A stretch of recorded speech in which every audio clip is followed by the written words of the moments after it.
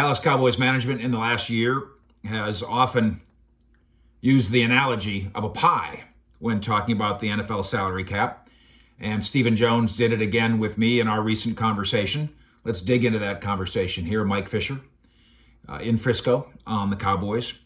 Stephen Jones, Cowboys COO, and of course, the point man of these negotiations with Dak Prescott, gives me this quote: "We are spending the same amount in total on player salaries, regardless of what we spend on Dak Prescott." In other words, the size of the pie is $192.8 million. That's the 2020 salary cap for each team.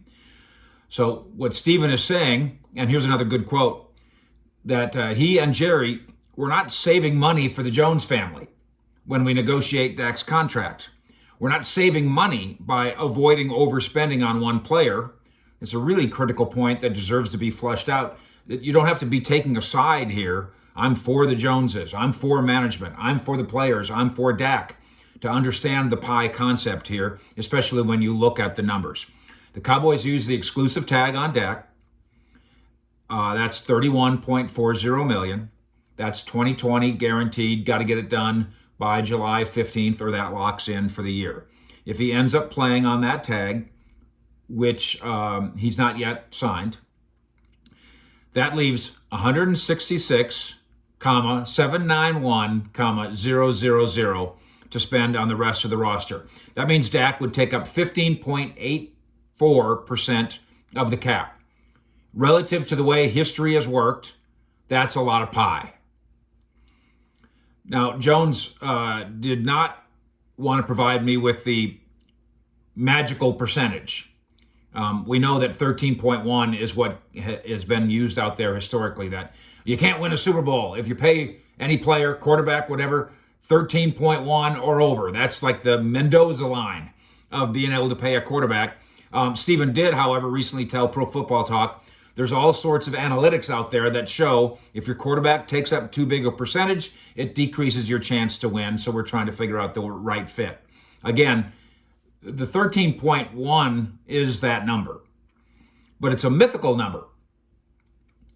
You can't really prove that winning, I mean, it does stand as a reason. The more I pay this one guy, the less I can pay these other 54 guys. I mean, that's true. That's the pie. But you can't really prove, and we'll address this in the future here with a deep dive, but you can't really prove that if I pay Dak Prescott 13%, we're going to win. But if I pay him 13.2, there it goes, we can't win anymore.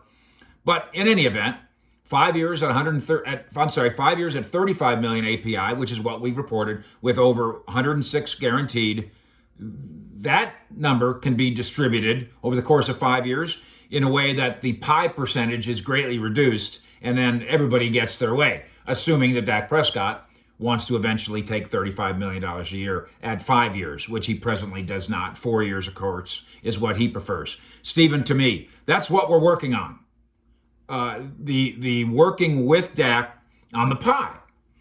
And he reiterated the organization's faith, to me, that Prescott can be the centerpiece of a Super Bowl winner. The Joneses have been unbending on that in public, and I think since the end of last season in private too.